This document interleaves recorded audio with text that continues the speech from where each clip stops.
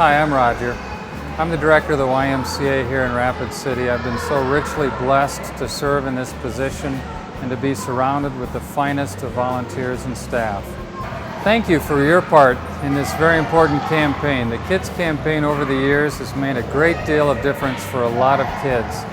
In fact, it's about 3,000 kids a year that are part of the YMCA as a direct result of this campaign.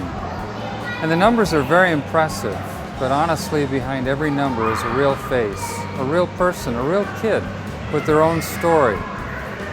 Oftentimes I get asked, so what happens with these kids after they get a sponsorship and they become part of the YMCA?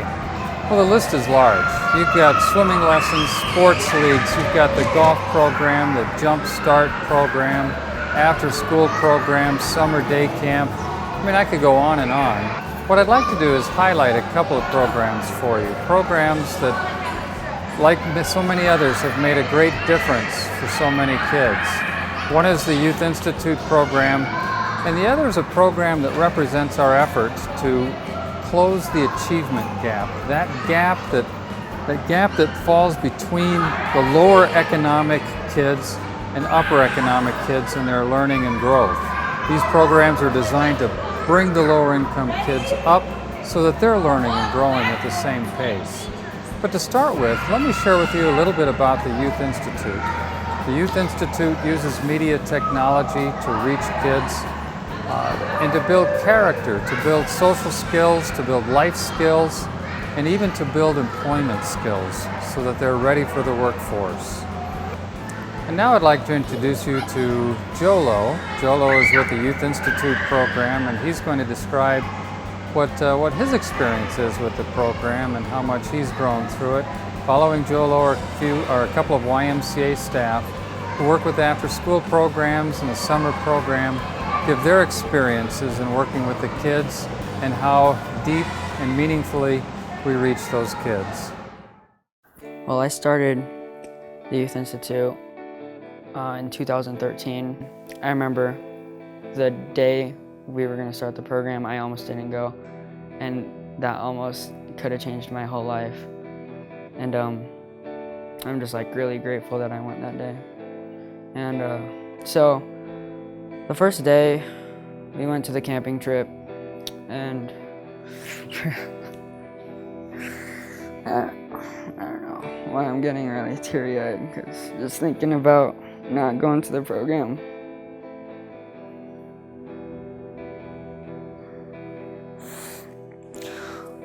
Okay. I came into the Youth Institute the first day thinking that this is going to be a waste of my time, I shouldn't do this and whatnot. As that camping trip week went by, we had all these challenges we had to do as a group and connect as kind of like a family. That really basically like changed my life, and I just said to myself, wow, I have a family and I could actually like say whatever is on my mind. And like if something was on my mind, I didn't really have anyone to like talk.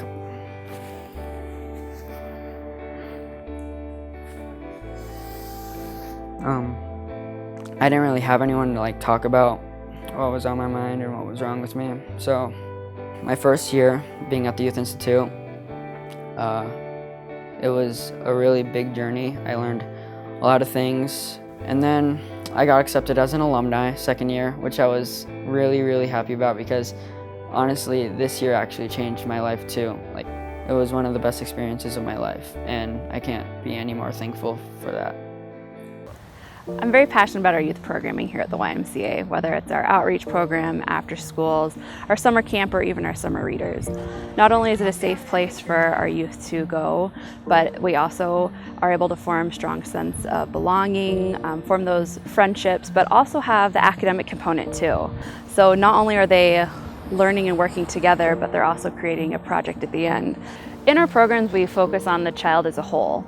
A big component is our character development. So we're talking about what does it mean to be respectful, to be a responsible citizen, make responsible choices, being honest.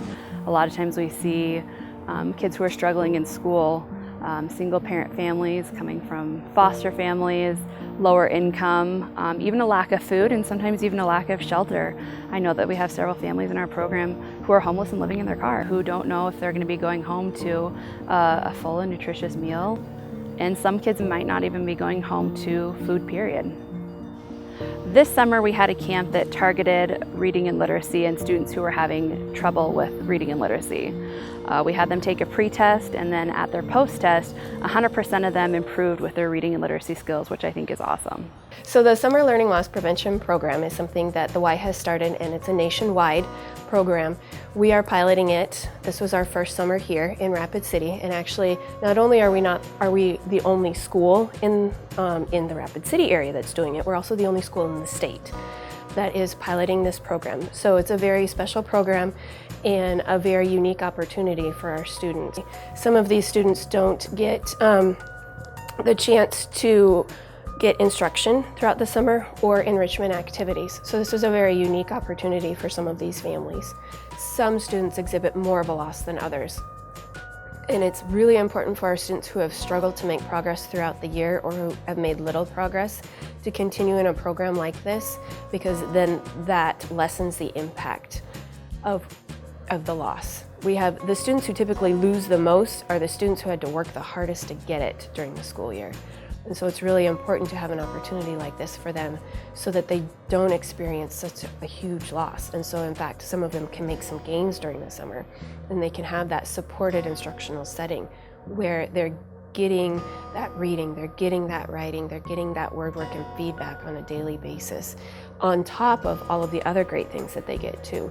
The consistency, the interaction with peers, the opportunity to work on social skills, the opportunity to maintain the social skills that they've gained during the school year. And then in the afternoon, lots of fun activities, getting to go on field trips, Reptile Gardens, Post 22 baseball game, a lot of fun things in the community that, again, they might not have access to.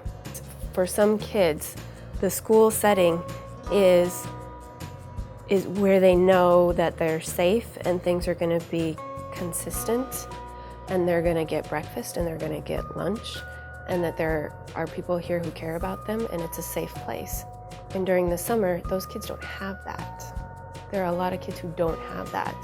And with this program, we've got 17 kids that did this year. That's huge. We made the difference in 17 kids this summer. It's huge. When they brought up the program, it kind of sounded too good to be true, and I was like, well, how much is it going to cost? Because the fact that they were going to provide breakfast and lunch, and they were going to go on field trips, and they were going to get to go swimming, and I mean, just thinking all those things, I didn't have a job, so I couldn't have, afforded to do those things on my own. So the fact that my kid is doing art, which he loves, and he's running around and being active, which he loves, and I mean, it's great to see a child who was bored with reading and didn't want to learn how to read to go to this camp, and then he wants to read, and he's reading signs as we're driving past them in the car. And so to see that he took the time to work on his handwriting, and he wanted to read his little journal entry to me, and just to watch him reading it. I took a picture of it because it was just this kid is reading to me and he wants to do it. Well, I did like it a lot. I went swimming and made crafts. I just like it. I ate breakfast there. I do love camp. I love going swimming.